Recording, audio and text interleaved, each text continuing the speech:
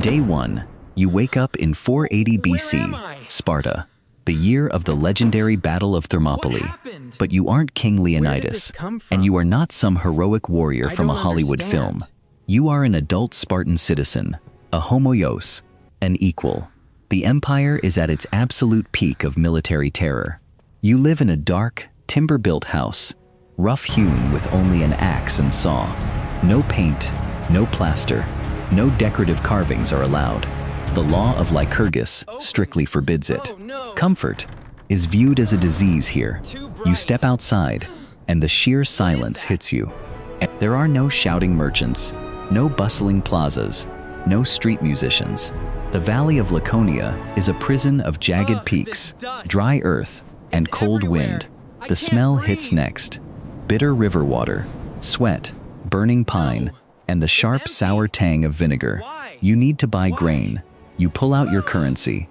Not gold, not silver, heavy, rusty iron bars. A single dollar's worth weighs 30 pounds and requires a team of oxen to move. It is designed to be useless, heavy, and deeply embarrassing. It makes hoarding wealth impossible. No one can steal, no one can bribe, and no one can live in luxury. You are doing okay, but you own absolutely nothing that doesn't belong to the state. This is the ultimate warrior society, and individuality has been outlawed.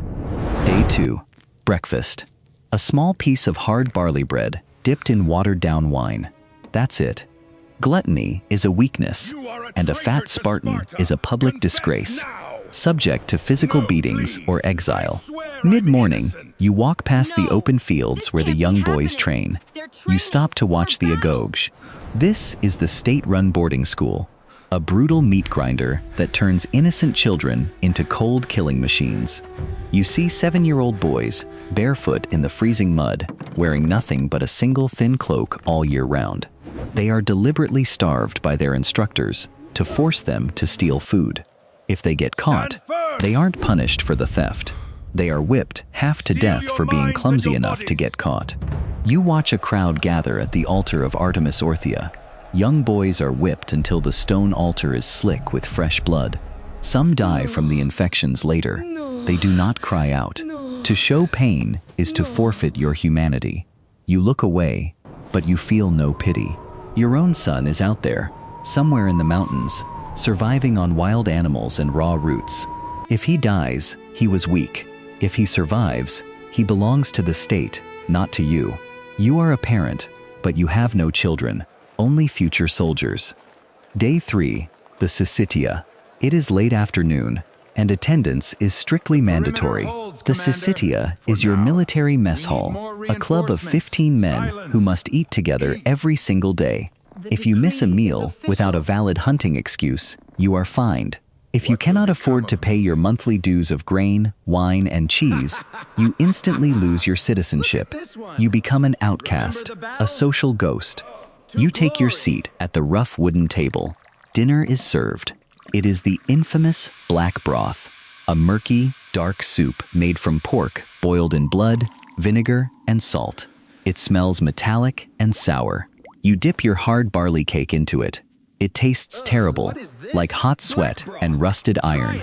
A famous visitor once tasted it and said he finally understood why Spartans fought so bravely. They would rather die in battle than eat this food again. You eat it in silence. No idle gossip is allowed. You must only speak of brave deeds and military virtue. You drink watered-down wine. To get drunk is for slaves. A Spartan must always remain in complete, total control of his mind and body. Day 4. The women of Sparta. You walk past the running tracks.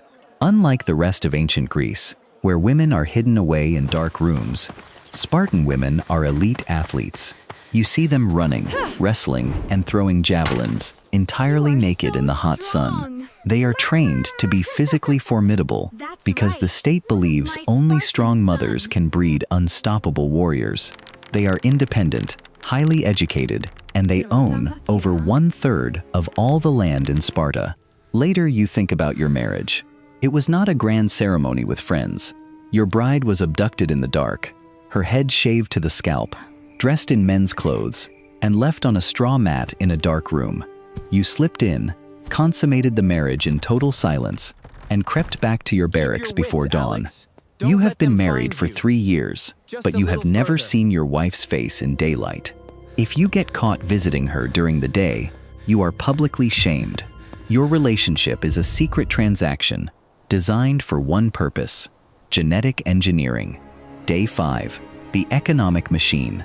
You walk down to the lowlands to inspect your estate. You do not farm. You do not touch tools. You do not do business.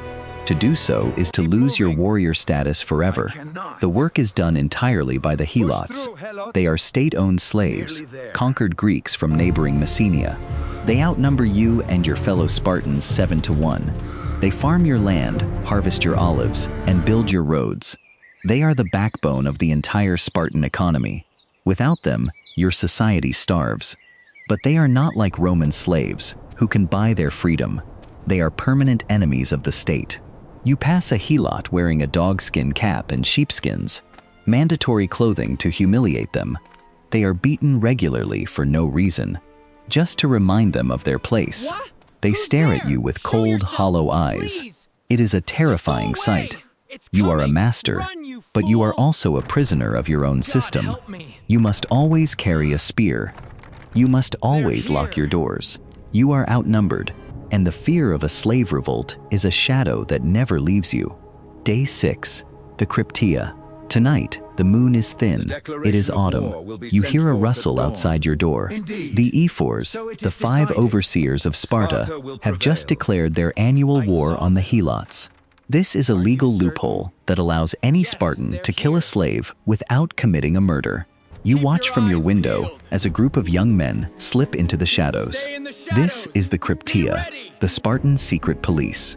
They are the most elite teenagers from the Agoge. They carry nothing but daggers and basic rations. Their mission is simple: hide in the hills during the day and hunt at night. They target the strongest, smartest, and most rebellious Helots, stabbing them in the dark to decapitate any potential rebellion before it starts. It is state-sponsored terror, a systematic culling of human beings. You hear a muffled scream from the olive groves. You do not go to help. You do not flinch. This is how Sparta maintains order. The blood of the innocent is the oil that keeps the military machine turning. You close your wooden shutters, but the silence of the night feels heavier than ever. Day 7. The assembly. You gather with the other equals at the Apella, the Spartan assembly. You are a citizen, a civis of the warrior elite. You have rights, but they are cold and rigid. You do not debate. You do not give speeches. Only the kings and the elders of the Gerousia can speak. When a law is proposed, you vote by shouting. The loudest roar wins the vote. If you are injured in battle, you are cared for. If you die bravely, your name is carved into a stone monument, one of the only 2 groups allowed a headstone, alongside women who died in childbirth. You have physical security, clean air, high status, and the most feared military protection in the ancient world. But the cost is absolute. You have no freedom of speech. You cannot travel abroad without state permission. You cannot express yourself through art, music, or writing. You are a cog in a flawless, terrifying machine of state survival. You stand before the temple of Ares, making an offering of barley and wine, and suddenly, you are teleported back. You are left with a deep, unsettling chill. Sparta was not an epic marble paradise of heroes. It was a bleak, militarized cult, a society that perfected the art of war by destroying everything that made life worth living.